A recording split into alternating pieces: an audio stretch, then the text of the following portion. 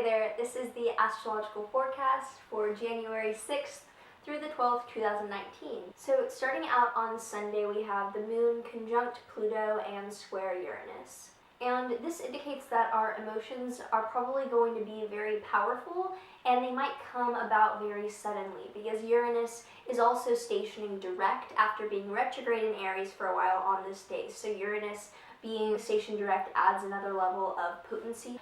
And Pluto and Uranus together is pretty intense and very sudden and out of the blue. So we may be so scared of how we're feeling, and since this is happening in the sign of Capricorn, we may feel really scared of letting out those emotions for fear of losing control and just never-ending emotional chaos. But it's important to channel these energies so that they don't explode out of you without your mindful consideration about how you want to project these emotions forth. So things like writing, or making clear plans to progress whatever area is nagging you or is emotionally involving you right now could use that energy in a constructive, positive way that grounds some of the sudden, overwhelming energy that could be at hand on Sunday.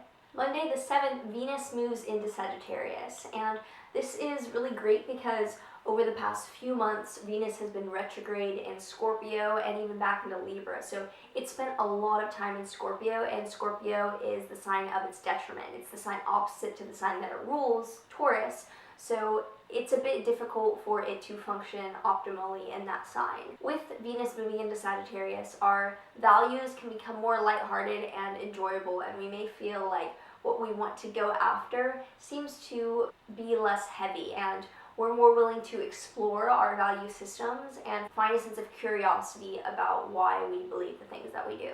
And the moon on Monday is also sextile to Mars. So because this is the new year and we set a lot of resolutions, or at least thought about it and decided not to because that's not what we're into, either way, there's definitely been a lot of planning for the future. And with the moon in Aquarius sextile to Mars, I see this as getting a burst of excitement and energy into developing whatever areas you want to work on, and really finding that push and that motivation to progress and grow in whatever way we've thought of for this new year. On Tuesday, Mercury will square Mars, and Mercury is in Capricorn and Mars is in Aries. So these are two cardinal signs that really want to get to the point, and when Mercury and Mars are involved, they may easily turn to minced words and impulsively saying something in a passive-aggressive manner, because with these two planets configured with the signs that there is an element of impulsivity but also of restriction. So it's kind of like this energy that we need to get out is just not coming out in a constructive or direct way. We're being passive-aggressive out of fear of what that sounds like. So we need to identify whatever passionate things are coming up for us to communicate and channel them mindfully and appropriately. Because if we really consider what strong feelings are coming up that we feel we need to express, we can say those things in a really provoking way in a good sense. We can say something really poignant or transformative, but if not, it can be really impulsive and really jumbled and just hitting others hard while not having a point into the directive that we're going for. So that's something to keep in mind. There'll definitely be the opportunity for mindful verbal precision. There'll also be the opportunity for malicious pain that we inflict on others. So be mindful and carry forth with that. On Wednesday the 9th, the moon in Pisces will square Venus in Sagittarius. And this is a conversation of tension between how we're feeling and our value systems. And this aspect makes me think of cognitive dissonance a lot, because our sense of safety is being questioned by the things that we place value on in the world. So we may realize that our actions and our beliefs don't quite line up in the way that we are spending our time, because where we place our time demonstrates what we value. So make sure that in this consideration, in this contemplation, the planets are having a mature debate, not a childish feud, and that there's observation there, not just judgment or shutting down and continuing on because you don't want to realize and act on this place of, okay, how can I reconcile what I believe and what I am setting forth to do? And this is also happening in mutable signs, so don't be overly gullible or ready to change and make major steps. Let the realizations have some time to marinate and solidify into what is really resonating with you from this transit.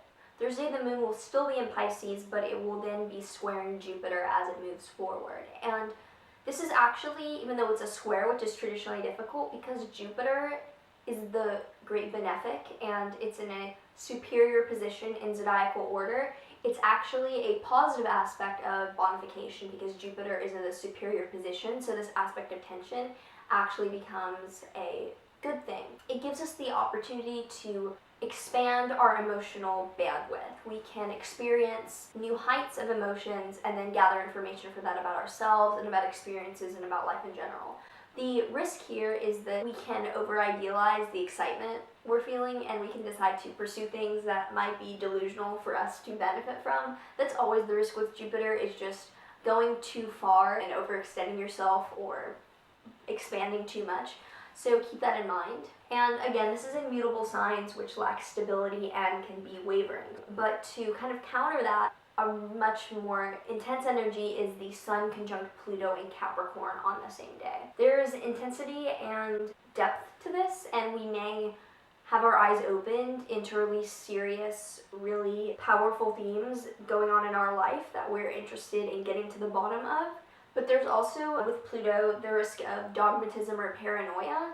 So with this moon aspect and the sun aspect going on, allow yourself to explore what's coming up for you, but again, don't take any distinct action because there's a lot of emotional clouding that's happening into what may be really the case. And what could seem like a huge deal might not be life or death. So making really brash, really extreme decisions at this point may not be ideal. However, all the new experiences that are coming up are great to gather information from, just not to act upon quite yet. Friday the 11th, the ongoing Jupiter-Neptune square is exact, and this is an aspect that will be present for all of 2019, but the degree will be exact Friday the 11th, one of the few times it will be throughout the year. With this transit, it's useful to ask ourselves, where are we seeing boundaries fall down that once held us back, and where are we seeing structures dissolve that once usefully held us in? Because this can expand both things that need to be fallen away and both things that help us stay in place. Again, this is a transit with the possibility for delusion or self-deception, so proceed cautiously, but there's also great creative or meditative insights that can come about with this. So it might be a better day for a pen and paper or a paintbrush and a canvas than making a huge life decision. Finally, on Saturday, the moon is conjunct Mars in Aries and Mercury is conjunct Saturn in Capricorn. And this Mercury-Saturn conjunction is overcoming the Aries planets, Moon and Mars, in a superior square.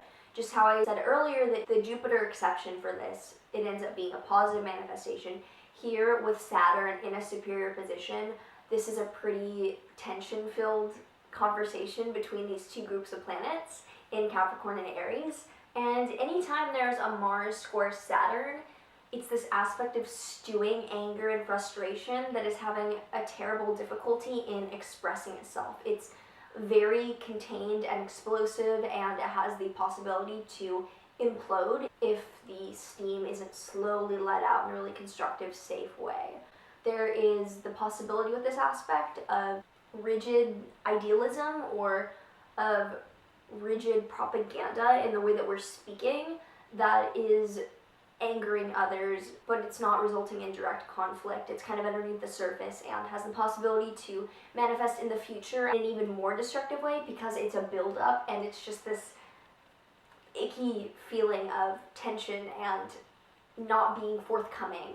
The way to work with this is to use kind of the cold, less emotional, more intellectual sides of both Mars and Saturn and look at things objectively, because with this there is the likelihood that we will get in disagreements or small arguments even at the smallest level, and so it's just better to not try to repeatedly ram your head into a wall that you know isn't going to fall down and just like admit defeat when you see it there, because this is just icky. I don't know, it's conflict ridden, but we can learn from conflict. So seeing it as a meditative experiment more than an emotionally involved life or death situation can serve you well at the end of the week. Overall, there is so much powerful good in this week to learn more about ourselves and how we react to things. and use that to further develop our plans for the new year and what we see ourselves growing into for 2019. So I hope this was helpful. I do private consultations at the link below. Like and subscribe and do all the things, and I will see you soon.